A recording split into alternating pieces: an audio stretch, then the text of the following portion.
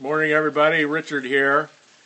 We started this at 9 o'clock, but Periscope froze up on us, so this is a take 2 of Candid Coffee in the morning with Richard. And this morning we're going to talk about wheels and deals in network marketing and how that affects you and how it affects our profession and our reputation and our ethics. And I'm sitting here in Coeur d'Alene, Idaho at the beautiful Black Rock Resort Golf Course, and the stunning Sarah from Bliss Business will give you a pan of our office.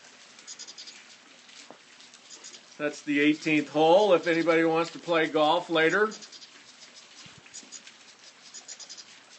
So let's talk about deals. There's a lot of this has been going on in the news lately with some high-profile people leaving high-profile companies, and it's kind of the same old story.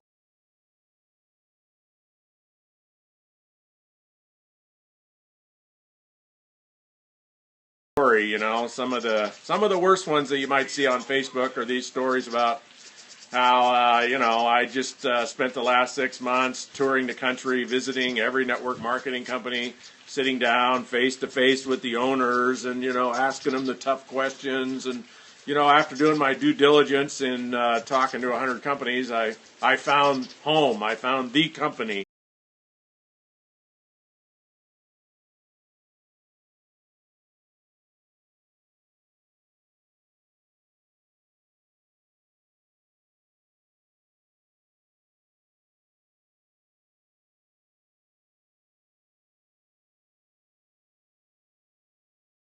The most extraordinary company in the world, and this is where I've decided to plant my feet.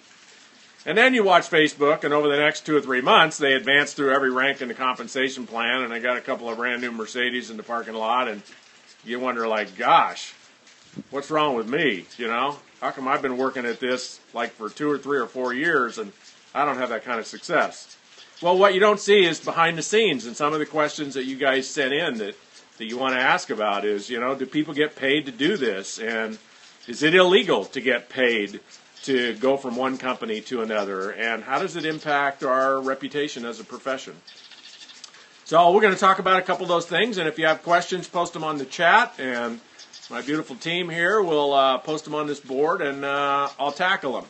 So first of all, let's talk about, do people get paid to move from one company to the other? The answer to that is yes. They've been getting paid for as long as I've been in this profession, 38 years. It's not illegal, not even immoral. It for some companies makes good business sense, they think, and of course for some distributors it might make good business sense. You are independent contractors. If you have talents and abilities, somebody might offer you a deal, and you might want to take a deal. So what does a deal look like? Well, some of them are cash up front. I've seen in the history of this profession, I've seen people paid up to $1 million up front to join a company just based on what they might do, based on what they say they will do. And I can tell you from talking to owners of companies over the last 20 or 30 years that there's very few owners that are willing to do that today that have any experience. There's some owners that don't have experience that are still doing it, but those that have experience in our profession don't do it. Why? Simple. Because you built an empire once in one company doesn't mean you can do it again today in this company. And if I pay you money up front to come over based on your promises, in most cases, the build doesn't happen the second time. And so it's a waste of money. And the other form of deals that's more popular today is kind of, based on what you're going to produce. And, here's a specific example, and one of the most controversial deals that's in the marketplace today is called the Business Development Agreement. And that's when you, as a network marketing leader, looking to leave your company and go to another company, sign an agreement that basically says you'll produce X amount of volume in your first 30 days, and you get to pick the volume that you want to produce. Let's say you say, I'm going to produce $50,000 in volume. And this particular company, and I'm sure there's other companies that will start doing it because it's popular, they'll pay you up to 100% of the volume you produce that first month.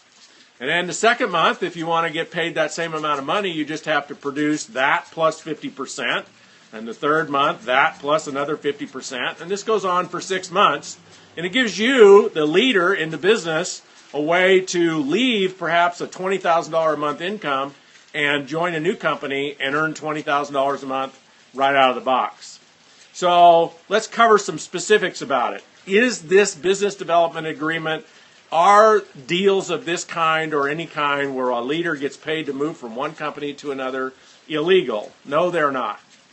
So you have the right to take one of those if you're a leader, and if you own a company, you have a right to do that. So, and what's the upside? Well, I guess if you're looking to join a new company, it's a possibility to get some immediate cash flow. You don't have to start from scratch. So let's look at the downside, and then we'll take some of your questions. So the downside of business development agreements is not necessarily a downside for the company investing in them, and not necessarily an immediate downside for you, the leader that might take one. And it's not a financial downside necessarily. It's more of a reputation and an integrity downside.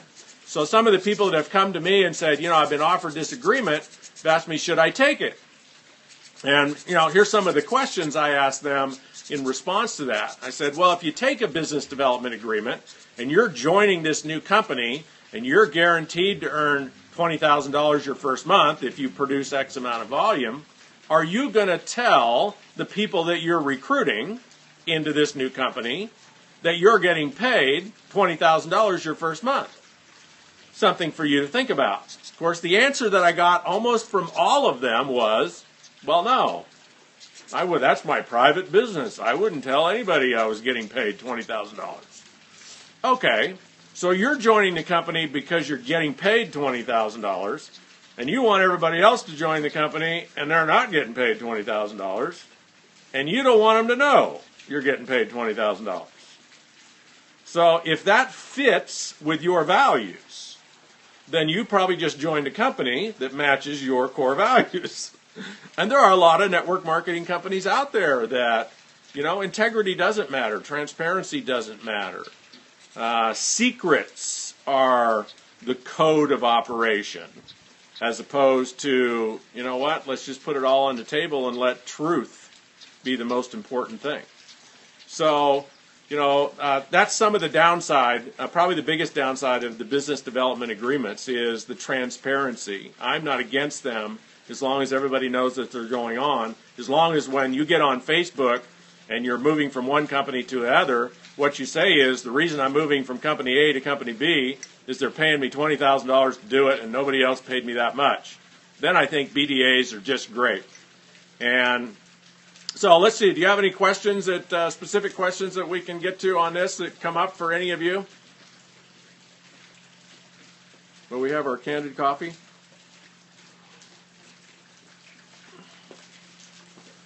You can just tell me. You don't have to write it. Yeah. Are people ever given their own downline?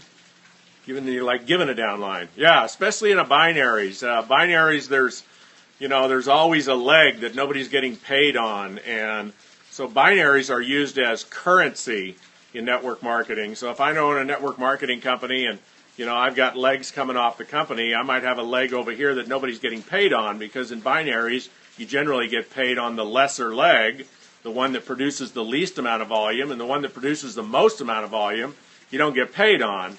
And so there's an opportunity to put somebody in a binary comp plan, give them one great leg, and that gives them an incentive to build a new leg. So in binaries, organizations are used as currency, and they're used in currencies in unilevels too.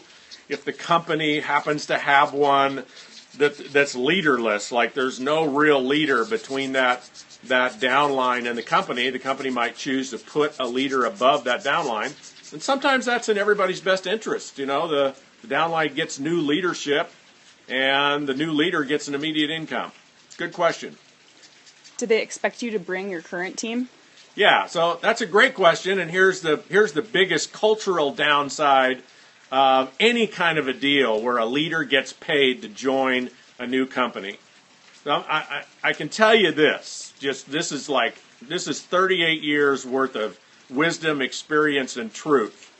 Nobody except a fool is going to pay a leader to come over to a company unless that leader can make the claim, I've got all these people I'm bringing with me.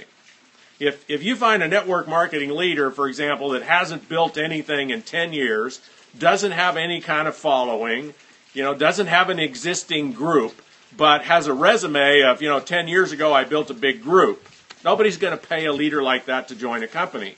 Companies only want the leader for the team that leader can bring. And here's the problem. If that team that the leader could bring was just out there in the world, not part of an organization, not part of another company, it'd be great. But these teams and these organizations are always part of another company. So just take, for example, the business development agreement. If I use a business development agreement and I guarantee you $50,000 if you bring $50,000 worth of business the first month into my company, where are you going to get the $50,000 worth of business? You're going to generate that from scratch by prospecting and selling product and holding events and getting new people into business? No. You're going to call everybody from your previous company, which might also be your current company, because you're riding two horses trying to earn from one while you earn from another, and the one you're earning from the other, you're destroying the first one you built.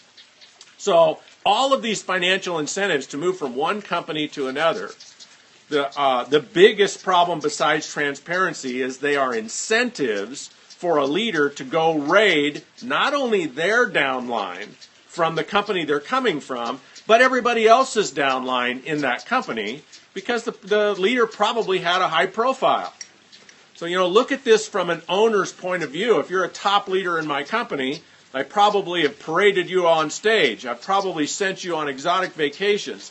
I've probably let you do hour-long presentations. I've probably positioned you in my company as a loyal top leader, somebody that people should pay attention to, somebody that people should follow.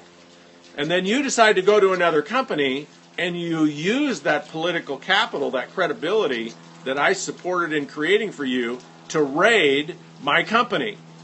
Now this is where the business development agreements and the deals start to get into litigation. So I said earlier, does a company have a right to offer a deal? Absolutely. Do you have a right to take a deal? Absolutely.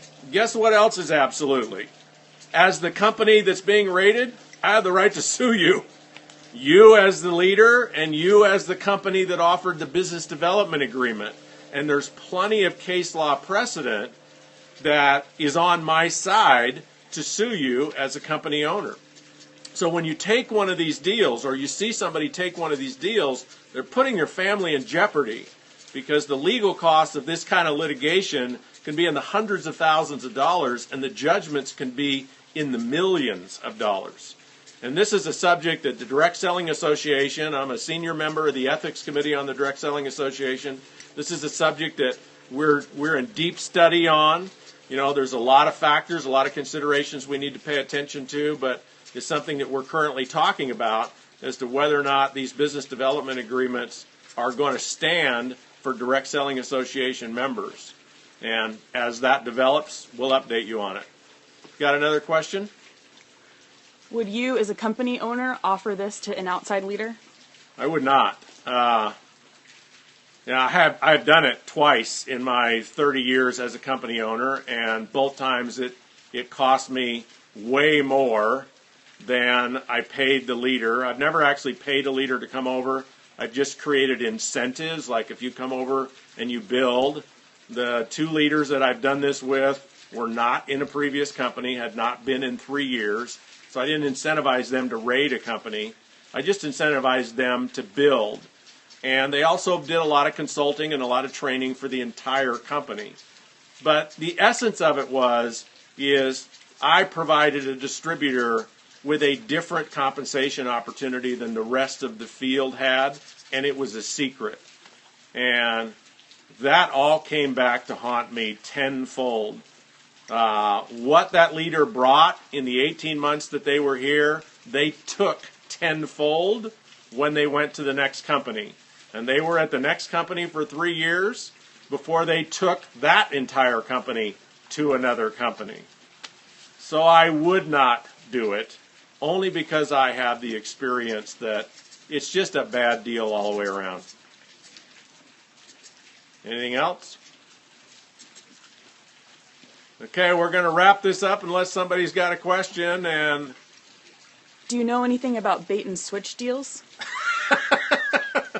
Well, I don't know what you mean by bait and switch deals, so no, I guess I don't. Do you think that these BDAs cheapen network marketing? Yeah, I think they're horrible for network marketing. You know, it's kind of like how free agency was horrible for, you know, professional athletics. You know, when I used to watch pro sports, I don't watch them anymore because, you know, I watch pro sports not for the team but for the individuals, and to see an individual play for one team for 2 or 3 years and all of a sudden they're on another team and got all these contract negotiations and which team are they going to take and all this drama, and it just doesn't allow for the continuity of family and falling in love with a particular team or company. I think business development agreements are really bad for our profession, and I think they're probably really good for the company that's using them. And until litigation catches up with them, or until all of the leaders or a lot of the leaders that were attracted through the BDA leave for other BDAs from other companies, and the company that is promoting BDAs really feels the damage from that, they'll probably keep doing it. It's just my personal opinion. It doesn't mean people don't have the right to do it. So is there any way for an average person to get to the top? Yeah, work the 4-year career. You know, here's how you get to the top. If you would just fall in love with your products, create a really good product story, and really understand the business model, then the best way to do that, I think, is the 4-year career. Study the 4-year career. Study things like Beach Money. Study the Flip-Flop CEO. Study GoPro by Eric Worre. Just study the basic classics that define and teach how to do this business so that you fall in love with the model and then become a networker. You know, network marketing is called that because what we do is we network. We connect with people. We connect with people around us, whether we know them or not. And, you know, the style that Bliss Business teaches is you connect with people and then just sincerely and authentically be interested in them. Be curious about them. Find out about them without trying to recruit them. Just look to connect. And if you do that, people are going to open themselves up to you. They're going to tell you about their life. They're going to tell you about what they're passionate about. They're going to tell you about what pains them. And there's always going to be an opportunity just to invite them to take a look.